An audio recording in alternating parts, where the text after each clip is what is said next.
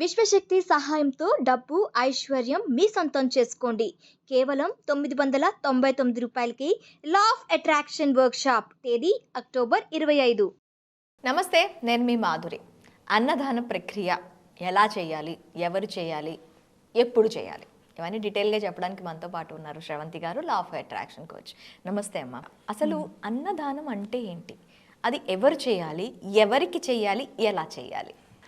అన్నదానము అని అంటే పూర్వం ఎవరన్నా మన ఇంటికి ఎవరైనా అంటే అతిథి వస్తే కానీ అతిథికి పెడితే కానీ తినని పరిస్థితులు ఉండేవన్నమాట. కొంచెం మా చిన్నప్పుడు వచ్చేవారికల్లా ఎవరైనా సడన్గా వచ్చేస్తూ ఉండేవారు ఇంటికి, మా ఇంటికి. మా అమ్మ ఎందుకైనా మంచిది అని చెప్పి ఒకళ్ళకి ఎక్స్ట్రానే మేము వండేవాళ్ళం. ఆ పరిస్థితుల నుంచి ఎవరైనా భోజనం చేస్తారా, ఎవరు తింటారో తెలీదు అనే పరిస్థితులకు వచ్చేసాం ఇప్పుడు. అంటే ఇంచుమించు రాత్రిపూట టిఫిన్ తినడానికి వచ్చేసాం. చాలా తక్కువైపోయింది రైస్ తినడం అనేది. ఇంటికి రావడం కూడా, అందరూ రావడం అనేది కూడా తగ్గిపోయింది. మరి ఈ పరిస్థితుల్లో మనకి ఎవరైనా అతిథి అనేవాళ్ళు ఎవరయ్యా అని అంటే కనుక బయట యాచకులు మాత్రమే అతిథులుగా మనకి కనిపిస్తున్నారు. మీరు ఎలా ఎవరికైనా చెయ్యాలి, వండి పెట్టాలి అనుకుంటే కనుక మీరు ఏదైనా పూజ చేసుకున్నప్పుడు, లేదా ఏదైనా గురుచరిత్ర సప్తాహం చేశారు, లేదా సాయిబాబా గారు సప్తాహం చేసినప్పుడు ఏ బుక్ అయినా చదివారు, మీరు లలితా సహస్రం చదివారు, ఒక 21 రోజు అనుకొని మీరు చదివారు, ఒక 3 రోజులు అనుకొని చదివారు. చదివినప్పుడు ఏం చేయాలి అని అంటే ఆఖరి రోజు ఏదైతే పూజ ఉంటుందో అంత పులిహారో లేకపోతే దద్దోజనము ఏదో ఒకటి కొంచెం ఎక్కువగా పరిణామం తీసుకొని గుడికి వెళ్ళి అక్కడ పంచిపెట్టడం అనేది చాలా ఇంపార్టెంట్ అన్నమాట. మన కర్మ పరిపక్వం, అన్నదానం ఎవరు చేయాలి అని అంటే కర్మ పరిపక్వం అవ్వాలి అనుకునే వాళ్ళందరూ కూడా అన్నదానం చేయాలి. అయితే ఇక్కడ మీరు చూస్తే గనక పశుపక్షాదులకి కూడా మనం ఇవ్వచ్చు. ఎలా ఇవ్వాలి పశుపక్షాదులకి అని అంటే కనుక మనం రోజు బయటికి వెళ్ళి ఒకళ్ళకి వండి పెట్టడము, రోజు ఇవ్వడం అనేది కుదరకపోవచ్చు. పశుపక్షాదులకి ఎలా అంటే కొంచెం నీళ్ళు, ఒక కుండలో నీళ్లు బయట పెట్టడము, లేదు అంటే కొంచెం బియ్యము గింజలు బయట పెట్టడం అనేది చేసుకోవచ్చు అనమాట. అలా మీరు బయట చూసుకుంటే కనుక, మీరు బయట స్ట్రీట్ డాగ్స్ ఉంటాయి, మామూలుగా కుక్కలు బయట ఉంటాయి కదా, వాటికి ఏమైనా బ్రెడ్ కొని ఇవ్వడము అలాంటివి కూడా మీరు చేయొచ్చు అనమాట. లేదండి మాకు అసలు కుదరదు, మేము బయటికి వెళ్ళి వండి పెట్టడం కుదరదు, పూజ అప్పుడు మాకు అవ్వదు అని అంటే కనుక ఎక్కడైతే ఏ గుళ్ళో అయితే నిత్యాన్నదానం జరుగుతుందో అక్కడ వాళ్ళకి అక్కడ కట్టడము కూడా మనం చేయొచ్చు. లేదంటే ఒక 10 kgs బియ్యము, 5 kgs బియ్యము అట్లా కూడా ఇవ్వచ్చు అనమాట. అన్నదానం ఎవరు చేయాలి అని అంటే కర్మ పరిపక్వం అవ్వాలి అనుకునే వాళ్ళు చేయడం అనేది చాలా ఇంపార్టెంట్. మరి ఎవరికి చేయాలి అని అంటే గనక కొన్ని సందర్భాల్లో బ్రాహ్మలకి స్వయం పాకం ఇస్తే చాలా మంచిది అనేది, మనకి పితృదేవతల నుంచి మనకి ఆశీర్వాదం లభించాలి అని అంటే కనుక బ్రాహ్మలకి స్వయం పాకం ఇవ్వడం అనేది చాలా మంచిది. అలాగే మీరు ఎక్కడైనా ఓల్డ్ ఏజ్ హోమ్స్లో కానివ్వు, లేకపోతే అనాథ శరణాలయాల్లో కానివ్వు చేయడం అనేది చాలా ఇంపార్టెంట్. అయితే చాలామంది ఏం చేస్తారు అని అంటే వాళ్ళ పిల్లల బర్త్డేస్కి పుట్టినరోజులు అని చెప్పి అనాథాశ్రమంలో చేయడం అనేది నేను చూస్తూ ఉంటాను. నా ఉద్దేశం ఏంటి అని అంటే ఎప్పుడైనా అనాథాశ్రమాల్లో గనక మీరు పిల్లల్ని తీసుకొని వెళ్ళి వాళ్ళకి భోజనం పెడుతున్నారు అని అంటే గనక అక్కడ కేక్ కటింగ్ లాంటివి చేయకూడదు అనేది నా అభిప్రాయం. ఎందుకంటే పిల్లలు ఎవ్వరికి తల్లిదండ్రులు ఉంటారు, కొంతమందికి సింగిల్ పేరెంట్ ఉన్న వాళ్ళు ఉంటారు. వాళ్ళందరూ బాధపడతారు, అయ్యో మనకు గనక తల్లిదండ్రులు సరిగ్గా ఉండుంటే గనక మనకు కూడా ఇలానే చేసేవాళ్ళు కదా అనే బాధ అనేది వాళ్ళ మనసులో జనించడం అనేది చేస్తాం. అప్పుడు మనం ఏం చేసినా కూడా ఆ ఒక్క బాధ. మీరు ఏం చేస్తారు అని అంటే మీ పిల్లల్ని తీసుకొని వెళ్ళి అక్కడ భోజనం మాత్రమే వడ్డించండి, వాళ్ళతో పాటు కలిసి కూర్చొని తినడం అనేది చాలా ఇంపార్టెంట్. ఓకే. అలాగే వృద్ధాశ్రమాలకు వెళ్ళినప్పుడు కూడా అయ్యో మనం ఇక కూర్చొని మాట్లాడుతూ ఉంటాం అనమాట. ఎప్పుడు వదిలేశారు మీ అబ్బాయి యుఎస్లో ఉన్నాడా, మిమ్మల్ని తీసుకెళ్లారా, ఇవన్నీ మాటలు ఉంటాయన్నమాట. మనం చేసే అన్నదానం కోసం వెళ్ళి మనం ఈ మాటలు కలుపుతాం వాళ్ళని. అలా కాకుండా మామూలుగా వెళ్ళడం, వాళ్ళతో సంతోషంగా గడిపి రావడం అనేది మనం నేర్చుకోవాల్సిందనమాట. అక్కడికి వెళ్ళిన తర్వాత మానవ మాత్రలం కదా, వాళ్ళ కష్టం తెలుసుకొని వాళ్ళ నుంచి ఆ కష్టం ఎందుకు వచ్చింది అనేది అడగాలన్న ఆలోచన ఉంటుంది. అంతేగాని వాళ్ళని బాధ పెట్టాలని కాదు. కానీ అలాంటివి కాకుండా మీరు అక్కడ కూర్చొని వాళ్ళతో పాటు ఏదైనా విష్ణు సహస్రనామం చదివేయడమో, లేకపోతే భగవంతుడికి సంబంధించిన కార్యక్రమం ఏమైనా చేయాలి అని అనుకుంటే కనుక అందరు అక్కడ సేమ్ రిలీజియన్ వాళ్ళు ఉన్నారనుకోండి, అలాంటివి చేయడం. అది కాదు అంటే సంతోషంగా వాళ్ళతో గడపడం అనేది చాలా ఇంపార్టెంట్. ఓకే. అన్నదానం చేసేటప్పుడు మనిషిని బాధ పెట్టకూడదు అనేది కూడా మనం తెలుసుకోవాలన్నమాట. ఇప్పుడు మీరు చూడండి, ఎక్కడైనా బయట కూర్చొని గుళ్ళో మీరు ఎక్కడైనా అన్నదానం చేస్తున్నారు అనుకోండి, ఒక్కొక్కళ్ళు ఏం చేస్తారండి, ఇంకొంచెం పెట్టండి, ఇంకొంచెం పెట్టండి అని అడుగుతూ ఉంటారు. వాళ్ళని మనం విసుక్కోకూడదు.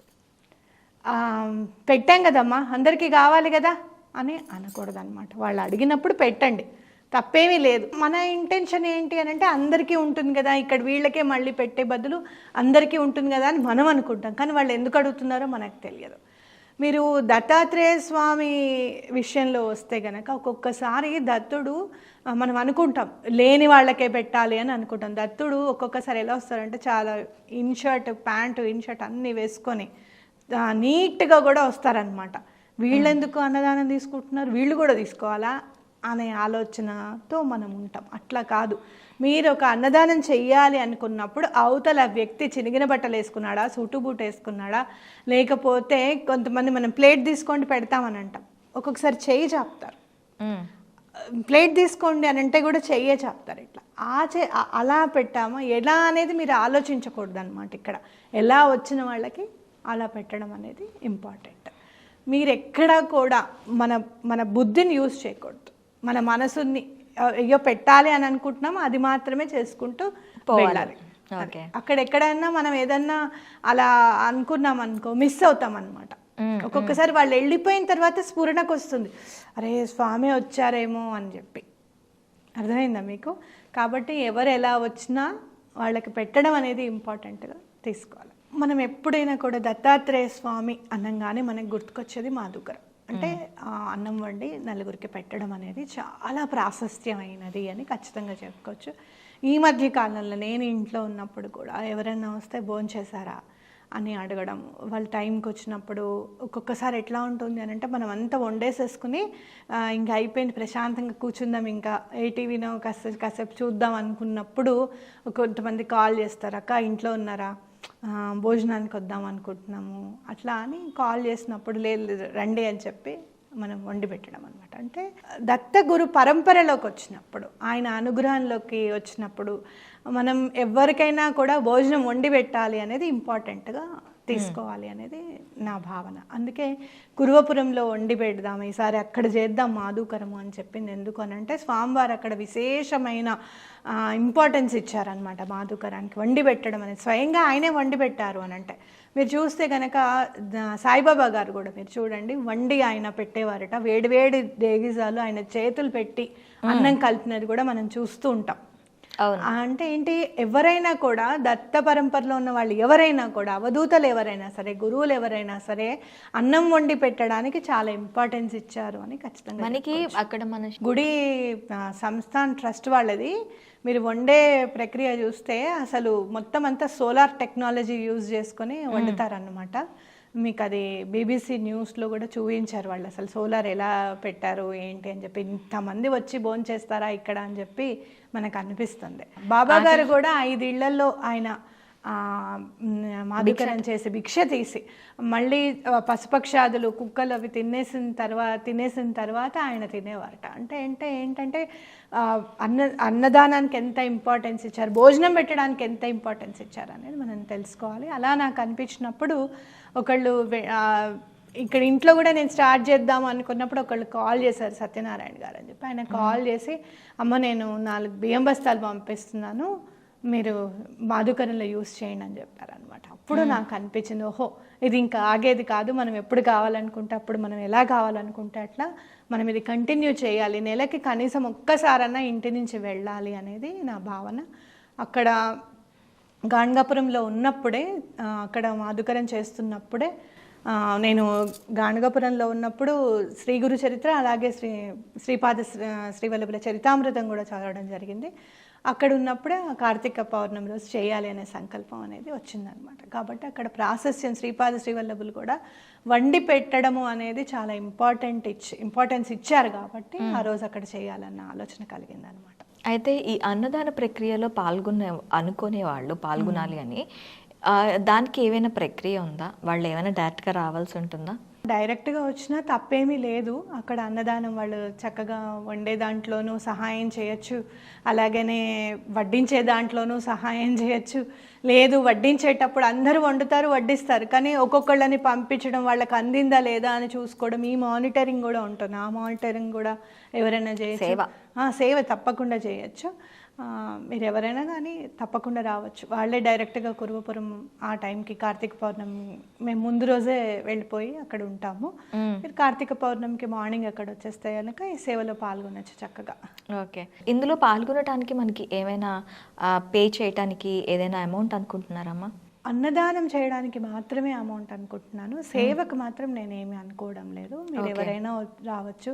స్వామి సంకల్పం ఎవరు ఉంటే కనుక వాళ్ళు రావచ్చు. అట్లా ఏమి నేను వీళ్ళే ఉండాలి, ఇలా ఇది పే చేయాలని నేనేం అనుకోవట్లేదు. స్వామి సేవకి మీరు ఎవరైనా కూడా రావచ్చు. ఎంత పేమెంట్ ఎంత అనుకుంటున్నారు? అన్నదానం ప్రక్రియకి మాత్రం మినిమం ఒక 500 రూపాయలని నేను అనుకుంటున్నాను. మిగతా మీకు మ్యాక్సిమం మీరు ఎంత ఇవ్వగలిగితే అంత ఇవ్వచ్చు అనమాట. చూసారు కదా, కార్తీక పౌర్ణమి అంటేనే మనకి చాలా విశిష్టత కలిగిన రోజు. ఆ రోజు గురు పరంపరలో మనకి ఈ అన్నదాన ప్రక్రియ అనేది జరుగుతూ ఉంది.